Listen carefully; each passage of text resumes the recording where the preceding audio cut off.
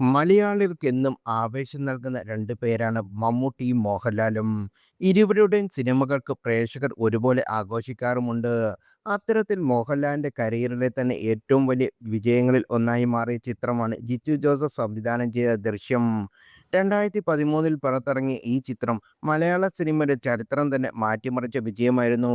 കുടുംബ സ്നേഹത്തിന്റെയും ത്രില്ലറും ഒരുമിച്ച കഥയിലൂടെ ചിത്രം ബോക്സ് ഓഫീസിൽ റെക്കോർഡുകൾ തകർത്ത് മുന്നേറി. മാത്രമല്ല, ലോകത്തിന്റെ പല ഭാഷയിലേക്കും ഏറ്റവും കൂടുതൽ റീമേക്ക് ചെയ്യപ്പെട്ട ഇന്ത്യൻ സിനിമയിൽ ഒന്നായി ദൃശ്യം മാറി.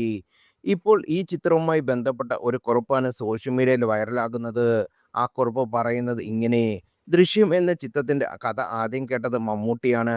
ജിത്തു ജോസഫ് തന്റെ ഇൻവെസ്റ്റിഗേഷൻ ഫാമിലി ത്രില്ലർ കഥയുമായി ആദ്യം സമീപിച്ചത് മമ്മൂട്ടിയായിരുന്നു.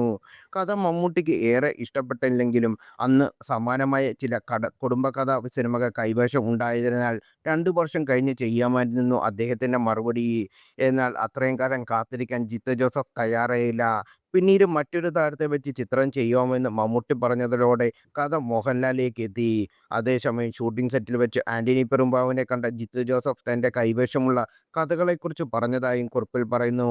ലാലേട്ടനു വേണ്ടി ഒരു ശക്തമായ കഥ തിരയുകയായിരുന്നു ആന്റണി പെരുമ്പാവൂർ. കഥ കേട്ടതോടെ ചിത്രം ഉടൻ മുന്നോട്ട് പോകുമെന്നാണ് എന്നും കുറിപ്പിൽ ചൂണ്ടിക്കാട്ടി.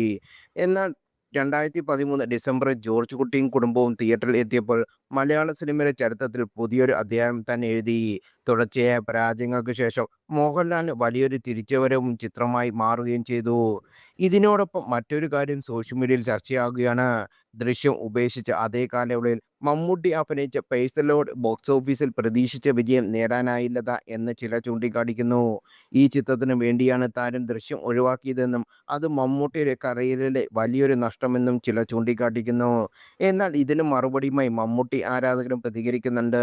ദൃശ്യം പോലൊരു സിനിമ ഇല്ലാതിരുന്നിട്ടും മമ്മൂട്ടിയെ ലോകോത്തര നിലവാരത്തിലേക്ക് ഉയർത്തുന്ന നിരവധി ചിത്രങ്ങൾ അദ്ദേഹത്തിന്റെ കരിയറിൽ ഉണ്ടായെന്ന് എന്ന അവരുടെ അഭിപ്രായം. അതിന് ഉദാഹരണമായിട്ട് പ്രമേയുഗം, കാതൽ, കണ്ണൂർ സ്ക്വാഡ്, കളങ്കാവൽ പോലുള്ള സിനിമകളും അവർ ചൂണ്ടിക്കാട്ടുന്നു.